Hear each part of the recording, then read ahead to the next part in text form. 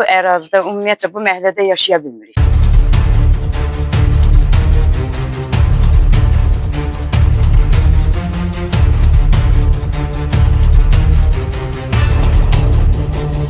Bu günlərim Göyçay rayonu Səmədqulun küçəsinə gəlmişik.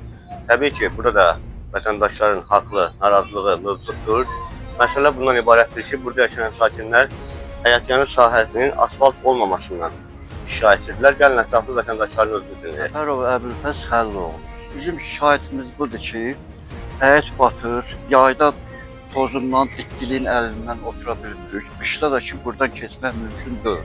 Çala çökürlər hamısı denaha oradadır. Uçub dağılır, palçıqdan da qışda keçmək olur burada.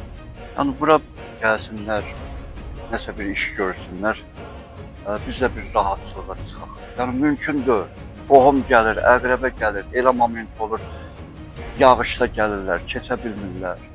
Yayda vəbşi bərbad haldadır. Yəni bura bir dənə əmzal. Allıyeva Bağdagöl, Məhəmmədiyyə qızı.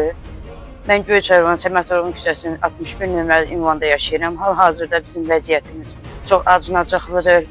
Yayda tozdan, torpaqdan, qışda da palçıqdan bu ərazidə, ümumiyyətlə bu məhəllədə yaşaya bilmirik. Heç cürə mümkün deyil. Uşaqlar məsəl üçün oynaya bilmirlər tozdan, torpaqdan.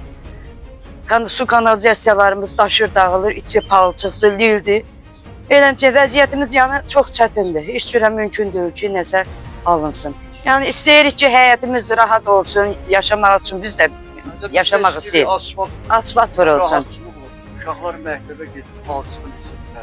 Mümkündür də. Gölləmə olur buralıq hamısı. Buranın eyni boyu nədir ki, 10 metrə nədir ki burada? Yəni asfalt vurulsun, rahatsızlıq olsun. Biz də rahat yaşayaq.